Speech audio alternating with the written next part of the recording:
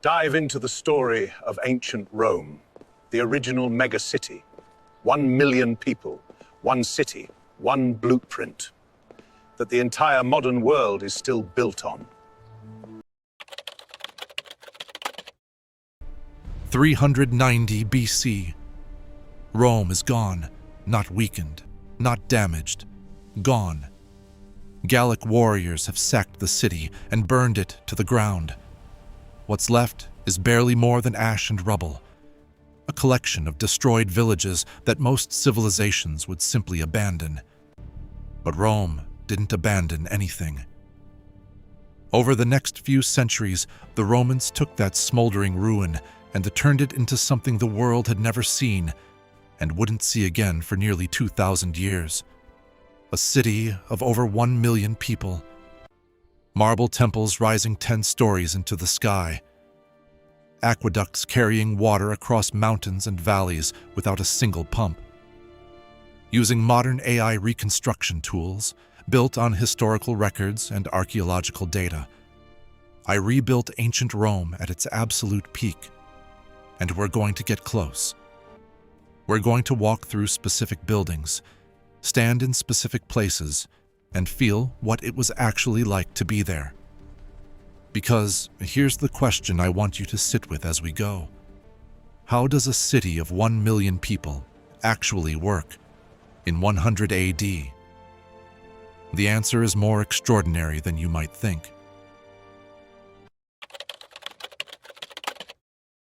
70 million people, 3 continents, 1 empire, all of it controlled from here. The Roman Forum, the beating heart of the most powerful civilization on Earth. This was not just a plaza. It was the nerve center of global power, packed with temples, monuments, and the buildings where history was literally made. Let's start with the Curia, the Senate House. 600 senators gathered inside these walls to debate the laws that governed an empire stretching from Britain to Mesopotamia. The building still stands today, one of the best preserved structures in the entire Forum. Outside, in the open plaza, stands the rostra, the speaker's platform. This is where Mark Antony delivered his eulogy after Julius Caesar's assassination. We don't have his exact words, but ancient sources tell us he held up Caesar's blood-stained toga and read his will aloud, revealing that Caesar had left money and public gardens to every Roman citizen. The crowd didn't just mourn. They cremated Caesar's body right there, in the Forum, on the spot where he'd been carried, and on that exact location, Romans built the Temple of Julius Caesar, declaring him the first Roman ever to be made a god. Think about what that means. A man who was murdered in public, surrounded by his closest allies, was transformed into a deity within weeks. Because of one speech, on this platform. But if the rostra was where power was performed, there was one place in the Forum more sacred than any other. A small, circular temple. Easy to miss among the larger monuments surrounding it. The Temple of Vesta. Inside, a flame burned continuously for over 1,000 years. Tended day and night by the Vestal virgins, priestesses who served for 30 years and were required to remain celibate for their entire tenure. Breaking that vow meant being buried alive. But here's what most people don't know about the Vestals. They were also among the most powerful women in the Roman world. They could own property. They could pardon prisoners condemned to death. Their word carried legal weight that no other Roman woman possessed. The flame they tended wasn't just religious symbolism. Romans genuinely believed that if it went out, the empire itself would fall. It burned until 394 AD, when Christianity ended the tradition. The Senate, the sacred flame, the speaker's platform where gods were made from men, and we've barely scratched the surface of this single plaza.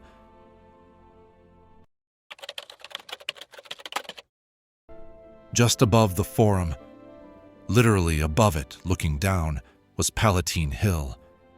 And if the Forum was where Rome conducted its business, Palatine Hill was where it lived. The emperors, specifically.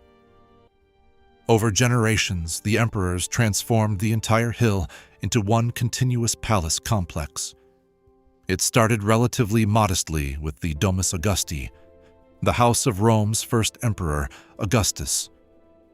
By later standards, it was understated, almost humble, but this is where the imperial tradition began.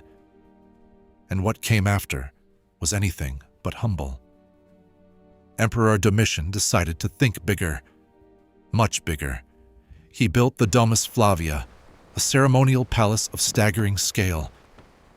State banquets that seated hundreds of guests, throne rooms with ceilings 30 meters high, almost as tall as a 10-story building, a reception space designed specifically to make foreign kings feel small. Right beside it, the Domus Augustana, his actual private residence, bedrooms, personal baths, gardens, private courtyards that almost no outsider ever entered. 2 palaces, side by side, one for power, one for living. And then there was this, his private stadium, 160 meters long, complete with seating for the imperial family and their inner circle. The Circus Maximus, the largest stadium in the ancient world, capable of holding over 150,000 people, was literally at the bottom of the hill. Domitian could see it from his bedroom window. It wasn't enough. He built his own.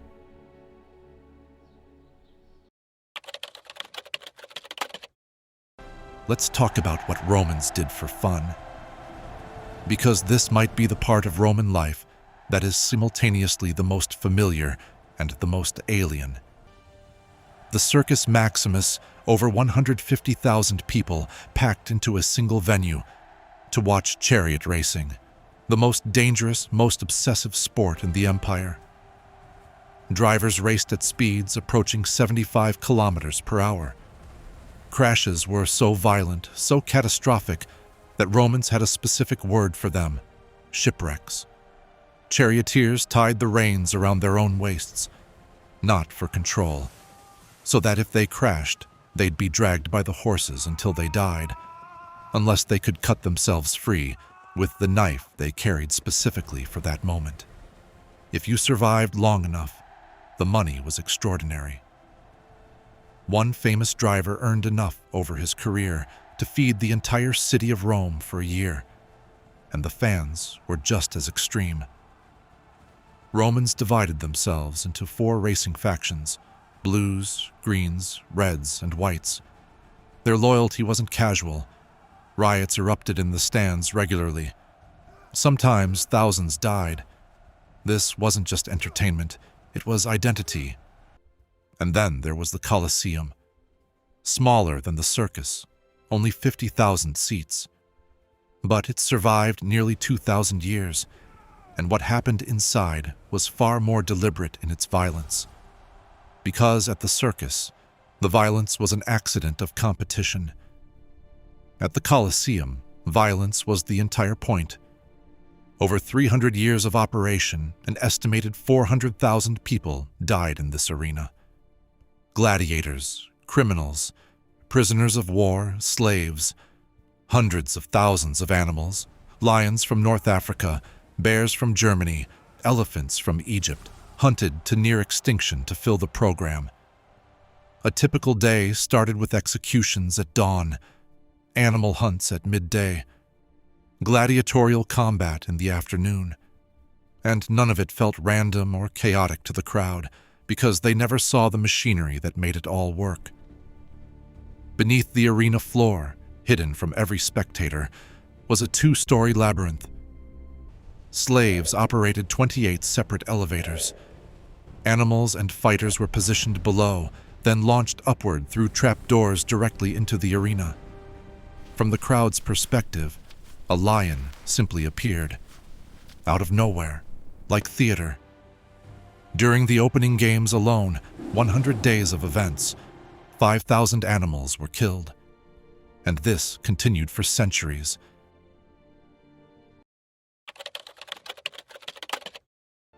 When Romans weren't watching gladiators or chariot races, they were building temples. And the most remarkable of all of them, the one that tells you everything you need to know about Roman engineering, is the Pantheon. Most Roman temples were dedicated to a single god. The Pantheon was different. Emperor Hadrian built it to honor all of them simultaneously. Pantheon, literally all gods. A theological insurance policy rendered in concrete and marble. The engineering is what stops you cold. The dome spans 43 meters across. No internal supports, no columns holding it up from inside. Just a single circular opening at the top, the oculus, open to the sky. Rain falls through it onto the marble floor when it storms. This dome is still the largest unreinforced concrete dome ever built. You can walk inside it today and stand in the same space Romans stood in 1,900 years ago. The dome hasn't moved. The proportions are exactly as Hadrian designed them. The distance from the floor to the oculus is identical to the diameter of the dome. A perfect sphere, if you could complete it, would just touch the floor. It became a church in 609 AD. That's the only reason it exists. Every other Roman temple was stripped for materials or demolished entirely. The Pantheon was extraordinary, but it wasn't Rome's most sacred building. That distinction belonged to the Temple of Jupiter, perched on top of Palatine Hill, one of Rome's 7 hills, rising directly above the Forum. Built in 509 BC, dedicated to Jupiter, Juno, and Minerva, the 3 supreme gods of the Roman world. This is where triumphal processions ended. After conquering new territory, Roman generals would march through the city with prisoners, treasure, and their armies, and climb Palatine Hill to make sacrifices to Jupiter at the very top. For over 800 years, this was the spiritual center of the empire. Unlike the Pantheon, it didn't survive. Fires destroyed it repeatedly. Almost nothing remains.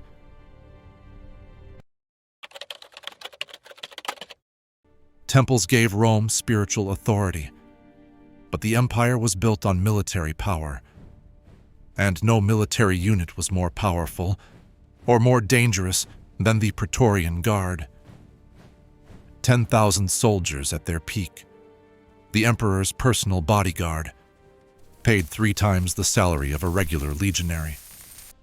Stationed not at the borders of the empire, but here, inside Rome itself, at a massive fortress called the Castra Praetoria, built just outside the city walls in 23 AD.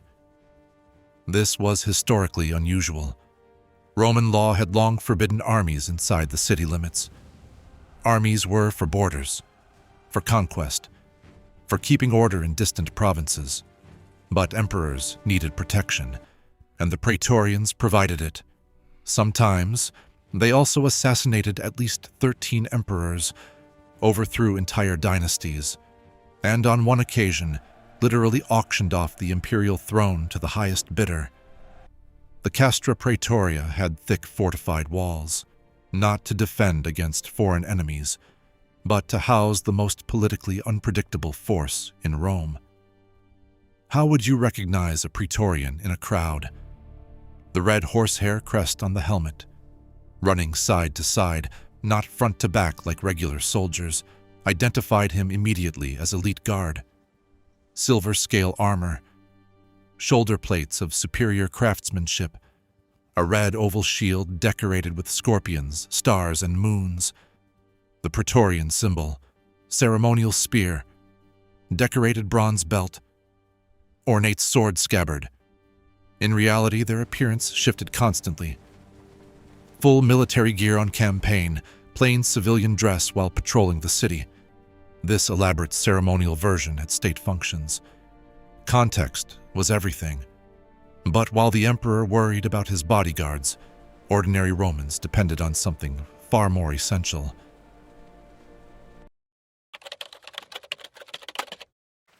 Water, specifically the aqueducts. Rome had 11 major aqueducts. The Aqua Claudia alone stretched 69 kilometers from mountain springs in the Anio Valley all the way to the city. And this is what it looked like as it entered Rome. Massive stone arches rising 27 meters into the air, about as tall as a 9-story building. Water flowing in a sealed stone channel on top, carried entirely by gravity, with no pumps, no machinery. Romans walking beneath these arches every day could look up and see fresh mountain water moving silently over their heads. The Aqua Claudia alone delivered enough to supply hundreds of thousands of people with fresh water every single day. Across all 11 aqueducts combined, 190,000 cubic meters of water arriving in the city daily. All of it powered by nothing but the precise calculation of slope and gravity. Sections of these aqueducts still stand today, nearly 2,000 years later.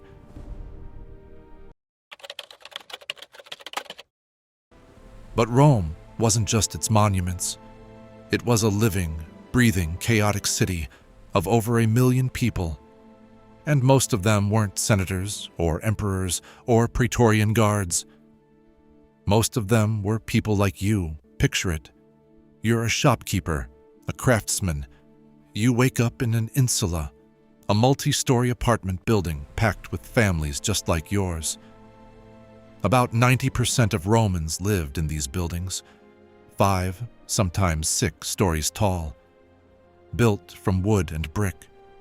Single rooms shared by entire families, narrow staircases, no running water above the ground floor, no kitchen. The higher your floor, the cheaper your rent, and the farther you were from the exit if the building caught fire, which happened. Often enough that emperors eventually passed laws capping how tall insulae could be built. You'd leave your apartment in the morning and head somewhere like Trajan's Market, a massive commercial complex built directly into the side of a hill. Over 150 shops and offices spread across multiple levels. Ground floor, small shops selling everything. Spices imported from the east, fresh fish from the coast, wine, olive oil, fabrics, pottery. The goods of an empire available on one street. Upper floors, warehouses, administrative offices, the commercial infrastructure of global trade.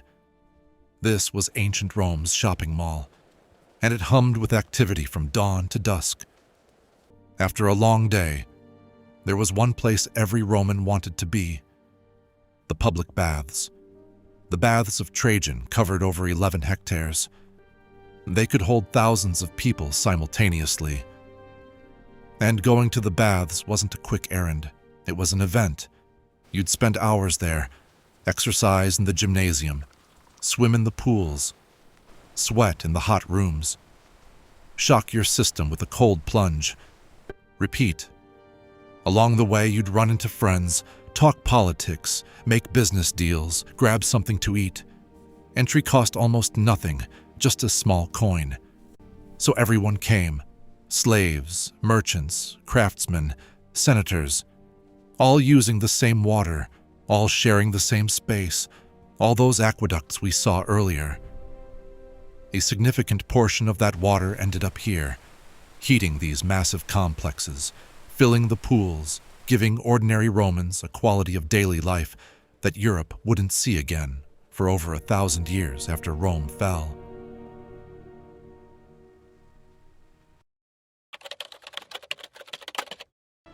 One million people, one city. Rome was the first to do it, and to make it work, they had to invent almost everything we take for granted about urban life. Multi-story apartment buildings that housed the majority of the population, the world's first high-rises. 69 kilometers of stone arches delivering 190,000 cubic meters of fresh water daily, powered entirely by gravity. A multi-level commercial market with over 150 shops, the ancient world's first shopping complex. Stadiums holding over 200,000 people combined. Public bathing facilities spanning 11 hectares, open to everyone, regardless of class. And they built it to last. The Pantheon's concrete dome, still standing after 1,900 years, remains the largest unreinforced concrete dome ever constructed by human hands. Rome didn't just build a city. Rome answered a question no civilization had answered before. How do you make 1 million people work together in one place? Fast forward 2,000 years.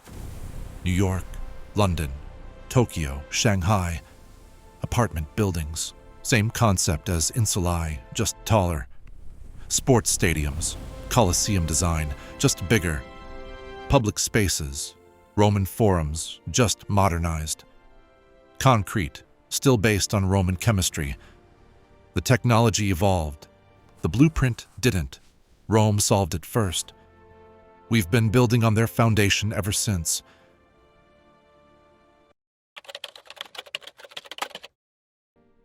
If this city surprised you, if some part of it felt closer to your own world than you expected, that's exactly the point. Rome isn't ancient history. It's the original version of the city you live in right now. Thank you for watching all the way through. It genuinely means a lot. If you found this worth your time, leave a like. It helps more people discover this kind of content. Subscribe if you want to keep exploring the cities and civilizations that shaped everything around us, and drop a comment. Which city or era do you want us to rebuild next? Because the next place we step into might be even more extraordinary than this one. I don't think you'll be able to click on the next video before time runs out.